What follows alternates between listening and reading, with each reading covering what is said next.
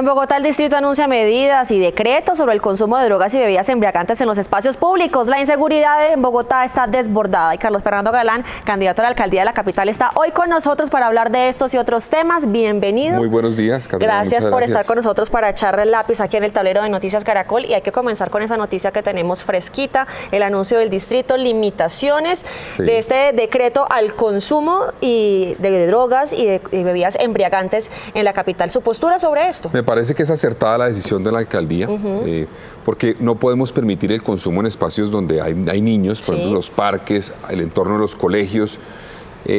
La política frente al consumo de drogas no puede ser simplemente policiva, no puede ser, tiene que ser de salud pública, pero también es fundamental entender que tenemos que preservar ciertos espacios de Bogotá para que sean sanos, donde no haya riesgo de que los niños sean abordados por personas que les van a ofrecer droga. Entonces me parece acertado, ese es el camino, pero hay que complementar eso con persecución a las bandas delincuenciales que operan en Bogotá. Veamos, estábamos viendo lo que limita este decreto, si lo podemos ver, ahí está, los hospitales, las zonas comunes de edificios o unidades residenciales, estadios, coliseos y centros deportivos, vehículos de transporte terrestre público, sistema de transporte masivo. Ahora lo que restringe, que es el siguiente gráfico, jardines infantiles, colegios, universidades, centros de atención para la población vinculada al sistema de responsabilidad penal para adolescentes y plazas. Esto, digamos que la gran pregunta que se venían haciendo en las últimas horas es, ¿esto no va en contravía con lo que dijo la Corte Constitucional? Pues la Corte dijo que las autoridades locales podían tomar decisiones. Que eso no va a limitar. Sí, que no se podía prohibir en términos generales en la ciudad, que se podía tomar decisiones de prohibición específica en algunos lugares. Hay que ver el decreto que va a decir sobre la restricción, porque no puede haber una restricción temporal, digamos. Yo no estoy de acuerdo con un pico y placa donde en ciertas horas se permita y en otras no se permita. Como había hablado el gobernador de Antioquia en su momento. Sí, algunos sectores han planteado la posibilidad de establecer unos horarios en algunos espacios para que se pueda en cierta hora consumir y en otra no. Eso me parece absurdo. Hay que prohibir por completo en espacios donde vamos a preservarle a los niños un ambiente sano. Bien, de otro lado, y esto también está muy ligado con el tema del consumo, el microtráfico, está el hurto a personas, Carlos Fernando, en Bogotá, que es el delito, digamos, que más está impactando a los ciudadanos, con el celular como el elemento más robado, y el tema de la denuncia ya dice mucho. Estos son los hurtos que se han denunciado hasta julio de este año. No tenemos, obviamente, hay un subregistro, pero también este tiene que ser uno de los focos para enfrentar en una próxima administración. Es fundamental entender primero que efectivamente esto es solamente lo denunciado. Se calcula que al año pueden estar robando en Bogotá solamente celulares más de 380.000 celulares. Imagínese. Entonces, evidentemente, estamos muy por debajo de la cifra real. Y eso tiene que ver con varias cosas. Primero, la gente siente que denunciar no sirve para nada, que los delincuentes son liberados rápidamente, que inclusive la persona se pone en riesgo al denunciar, a entregar sus datos. Entonces, yo voy a crear un cuerpo especial para apoyar a las personas que denuncian y que son víctimas, para que se les garantice su derecho, sea fácil denunciar, sea efectivo, se mejore la judicialización y tengamos más datos. Con más datos, si tenemos los datos de los 400.000 hurtos, por ejemplo, en Bogotá, vamos a saber mejor a qué hora ocurren, dónde ocurren, qué día de la semana ocurren, y de esa forma podemos actuar de manera preventiva, con presencia policial, con la oferta del distrito, con mejor iluminación, todo el aparato judicial. Es fundamental tener mejores datos en Bogotá para ser más efectivos en la prevención del delito. Usted está hablando de más presencia policial, pero ¿tenemos con qué traer más policías a la ciudad? Que hay un déficit y es evidente. Eso depende de la nación, pero lo que podemos hacer y lo que yo he propuesto es que no nos quedemos cruzados de brazos esperando que nos den más policías. Vamos a pedirlos, pero hay que también utilizar mejor lo que tenemos. Por eso yo planteo en la fórmula que hemos incorporado en el plan de gobierno, crear un cuerpo élite para el transporte público, para que en las troncales de transporte público, obviamente la que va, la principal de la Caracas con la autopista norte, que va hasta el sur, viene la de las Américas, la de la 80, 26. Exacto, todas las troncales tengan un cuerpo élite apoyado también para los alimentadores y los buses zonales. Y otro tema fundamental. En Bogotá los cuadrantes tienen un espacio donde tienen que proteger. Ese cuadrante tiene un número de policías. No están funcionando bien. Yo voy a crear una fuerza de tarea de despliegue rápido que va a llegar, digamos, a un cuadrante específico, dependiendo de las zonas. Las zonas más complicadas de Bogotá, obviamente, es la periferia, ¿no? La periferia. estas zonas periféricas son las más complicadas en términos de seguridad y el centro donde hay más hurto de celulares. Pero vamos a tener una fuerza de despliegue rápido que llegue al cuadrante rápidamente para apoyar ese cuadrante y se retire. No es una fuerza que esté desplegada permanentemente, sino es un uso más eficiente de recursos limitados que tenemos para que estén bien equipados, motos, equipos de comunicación bien armados y puedan llegar a apoyar a quien requiere en un cuadrante específico que tiene una situación dramática de seguridad en un momento dado, un apoyo adicional. Mire, y también el tema de capacitar a los policías en el tema de la denuncia. Alguien decía en Twitter esta semana, le pegué a un hombre que quería abusar de mí en Transmilenio y me amenazaron con llevarme a un CAI porque le pegué injustificadamente. Sí, el tema de capacitación también es fundamental porque también se habla mucho de necesitamos más pie de fuerza rápido y sí necesitamos, pero hay que capacitarlos bien. A veces es mejor calidad que cantidad, con policías bien entrenados, capacitados en el proceso de protección a los denunciantes, protección y garantía de derechos a las personas. Y tercero, en la judicialización podemos ser más efectivos en enfrentar el delito en Bogotá. Y hemos visto, digamos, cómo ha trascendido el tema de la inseguridad en la capital en un tema bastante delicado, Carlos Fernando, y es lo que se ha pasado en las últimas semanas. Asesinatos de policías, lo vimos en la localidad de Ciudad Bolívar.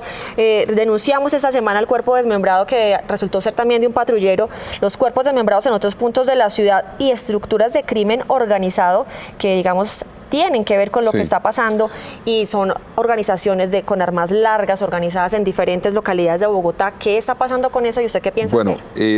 Efectivamente, ayer apareció además otro cuerpo desmembrado en un humedal. La matriz operacional de la policía tiene identificados 142 estructuras criminales en Bogotá.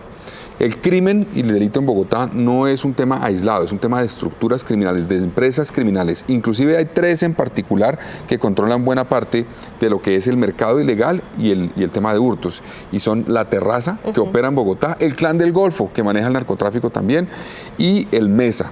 Esos tienen presencia en localidades como Ciudad Bolívar, tienen presencia en localidades como Mártires, como el centro, Ciudad Bolívar, en Mártires, en el centro en general en Bogotá, en Chapinero y en las zonas periféricas. Entonces, hay que entender una cosa, y es que todas estas dinámicas de inseguridad tienen que ver con ese crimen organizado. Cuando se roban un celular en Bogotá, aquí dice robos en el servicio público, ya se sabe ese celular, quién lo compra, estamos hablando de blanqueo además. ¿Dónde lo compran? ¿Cómo lo comercializan? Entonces, si simplemente atacamos al ladrón del celular, no estamos haciendo mucho. Hay que desmontar y desarticular estas 142 organizaciones y obviamente atacar también estas 3 organizaciones para ser efectivos. Hay que hacer más inteligencia, más capacitación de la policía, más contrainteligencia y de esa forma podemos ser más efectivos para desmontar el delito. Y esto tiene un elemento fundamental, Catalina, y es un alcalde. Yo voy a ser un alcalde en el territorio, trabajando con la policía, oyendo a la ciudadanía, identificando las zonas, trabajando para que el servicio del distrito, digamos, que tienen que ver con la oferta distrital para prevenir también, llegue rápidamente. No un alcalde en la oficina, no un alcalde entregando CAIs, entregando motos en la Plaza Bolívar, sino un alcalde recorriendo la ciudad, hablando con la gente, identificando las estructuras criminales y atacándolos con la policía.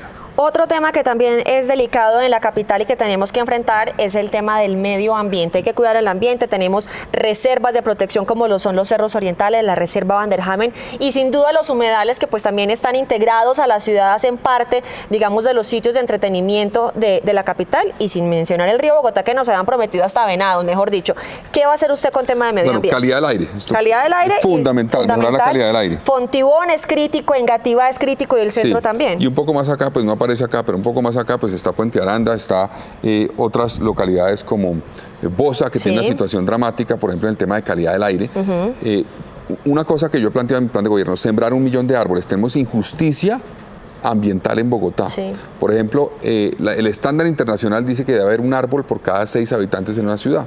En Bogotá, por cada 3 habitantes, en Bogotá es 1 por cada 6. O sea, estamos por la mitad, pero hay localidades en una situación dramática. En Bosa hay un árbol por cada 20 habitantes. Pero además se están talando y la gente dice que no debieron quitar esos árboles. Por eso, nosotros no vamos a continuar una tala, nosotros vamos a garantizar que se haga una siembra, teniendo en cuenta esa injusticia territorial de algunas zonas que requieren mayor siembra de árboles, respetando obviamente los cerros orientales, haciendo una restauración de flora nativa, porque los cerros orientales tienen eucaliptos, pinos que no son nativos y que afectan fuentes hídricas. Ese es un tema, calidad del aire, movilidad no contaminante. Progresivamente vamos a avanzar a una movilidad eléctrica que Pero no contamine. el tema de la movilidad también riñe un poco con lo que está pasando en la Reserva Van der Hamen o con lo que se quiere hacer en la Reserva Van der Hamen.